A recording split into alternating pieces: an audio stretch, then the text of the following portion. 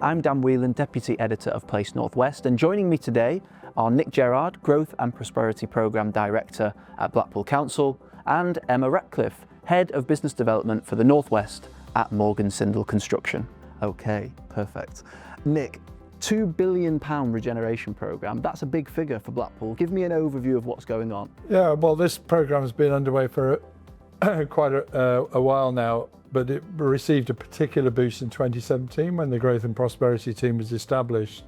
And we built on works that had been done, but then devised a much bigger programme then to regenerate the whole of Blackpool with three strategic aims. One, to regenerate the town centre, to bring more businesses in, bring more employment in, more spending power in, to support the businesses that are here in what is actually a very highly sustainable location. Second objective was to create a year-round tourism economy. Obviously tourism is the lifeblood of Blackpool's economy, but we wanted to make it year-round for the benefit of the local people here to get better paid jobs in the tourism industry.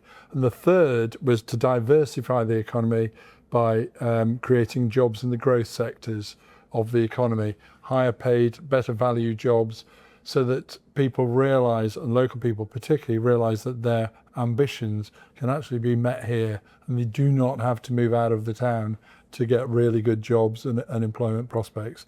And that's what the Growth and Prosperity Programme is now delivering. Let's take Silicon Sands first, because I think the name will pique people's interest. So tell us about what the plan is there, where it is, what it is. There are two things that are not going away in terms of the global future, obviously, which we're all affected by. One is the insatiable demand for data, which has just gone even more, accelerated even more with AI. And data, though, uses huge amounts of power and energy required to sort of support these data centres. And of course, data centres are very land-hungry operations. So that's challenge number one. Challenge number two, the other thing that isn't going away, is the challenge of net zero. And of course, those two things are directly in conflict. But occasionally, something just goes your way. And in 2019, we had a phone call, because we have an enterprise zone down by the airport, 144 hectares, which we're developing and getting jobs in the growth sectors. And they wanted to put a cabin, porter cabin, on the enterprise zone site. So we said, well, yeah, we've got plenty of space for that, but what for? They said, well, we'll bring in this transatlantic internet cable, which will carry a third of the world's internet traffic sort of through here. You know, it needs to land here and go on into Europe across. So we can actually gain access to this, if we, so to speak, having a station here.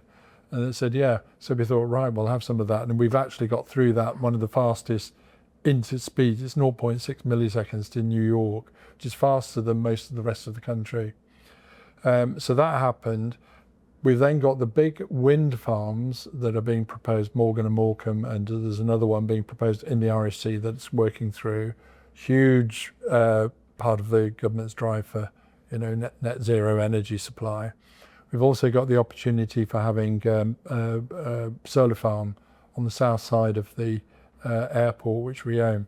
So we get a sustainable energy source. We've then got the internet connections combined with our own fast fibre network that we had put in a few years ago.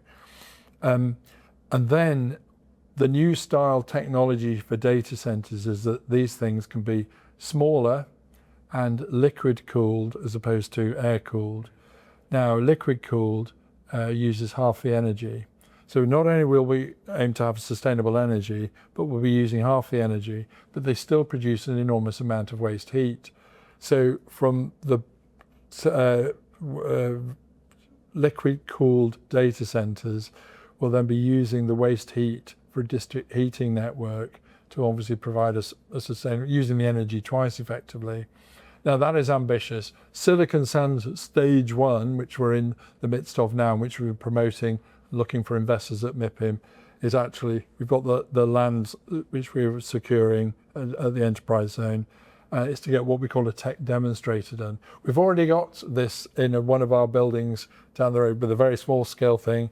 It's wind power, data centre and is heating the building.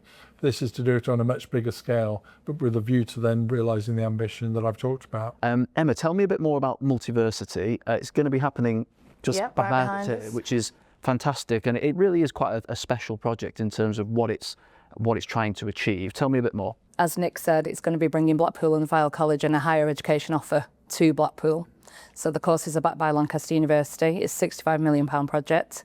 It's going to be 115,000 square feet of education space. So we're doing it over 5 stories with a fully glazed facade, which is in keeping with some of the other buildings that are already here in Talbot Gateway. Historically, low values, it wasn't a place where regeneration happened, I think that's fair to say, until the Growth and Prosperity Programme began in 2017. And now we've got tier 1 contractors like Morgan Sindall and regeneration partners like Muse and others delivering these projects. Tell me what value the private sector is bringing to a place like Blackpool.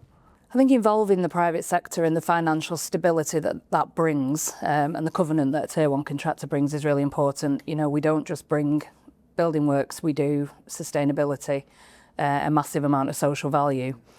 So we're already on site actually with Multiversity. We're doing an early works package. So our construction manager who's been dealing with it has been involved all the way through from pre-construction. He's on site now. So the social value's already begun. We held a Getting Connected event already.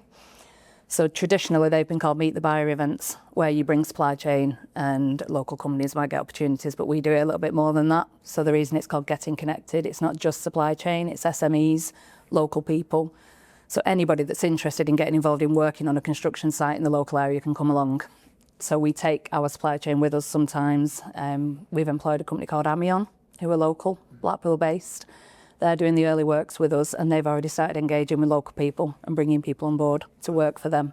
And that, what you mentioned there about the covenant that a tier 1 contractor like yourselves brings, that's vital as well, isn't it? Because all of the amazing plans put into place by the council and Nick and his team, great, but if you can't deliver them, or if something goes wrong, then you're back to square one, really, aren't you? So that's really important, isn't it? That it is a tier 1 that's here delivering. It's important for us to have that financial strength, but it's important that the council really think about the way that they're procuring. So we were procured through the Pagabo framework. It was a mini competition, but it's a 2-stage tender.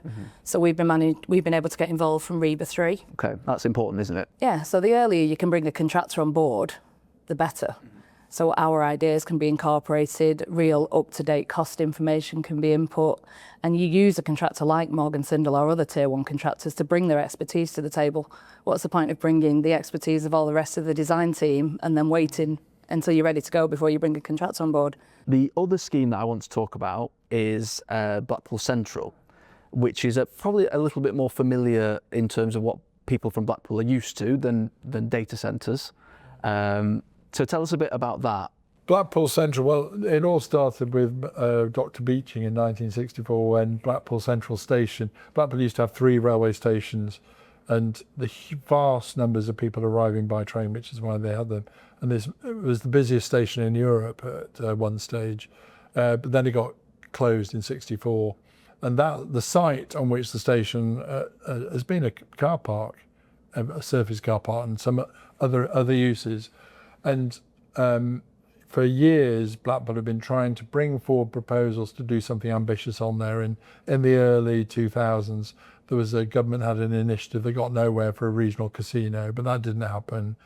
And personally, I'm very glad it didn't. It wasn't what Blackpool needed, but at that time, that was the opportunity. But then bringing forward, you remember this strategic objective of year-round leisure, that to have world-class leisure on there. So what we want to do, and we're going out to MIPIM to promote this world-class opportunity, on the back of a track record, which we didn't have in 17, think Burger Bar, 2017, track record of delivering huge amounts of regeneration. 2 massive opportunities. There won't be many local authorities heading out to MIPIM this year with 2 such large, potentially transformational opportunities. Emma, what does it say to the private sector about a place like Blackpool going to MIPIM? I just think it's important for somebody like Blackpool to be saying, look, we are part of the North. We've got a lot to say. We've got a lot of regeneration to do. Come and invest. Lancashire's an up and coming area. Blackpool have already made great waves in regeneration, so why not invest in Blackpool? And Nick, final message to anyone who's watching this video and is interested in Silicon Sands or Blackpool Central or any of the other brilliant things going on. What's your message to those people? Well, I think the message is that Blackpool has proven track record now of delivery, and it's a serious place for investment, and it's got great opportunities in which to invest. I think the other thing is as well, why we're here on this video sort of together, with one of our key partners, because we want to send out the message that actually not only are we a serious place for investment, but we're working with serious people who help us deliver. And of course, there's a lot more that we want to deliver. We need as much help. Do you know what my ultimate ambition for Blackpool is? Which I'll be long since dead by the time it's achieved. For us just to be a planning authority, because obviously at the moment we're proactively involved in so much in terms of using our covenant, securing grant, investing ourselves, etc. But the tide is now turning, with the private sector interest coming in without the necessity for us to put our hands in our pocket every time.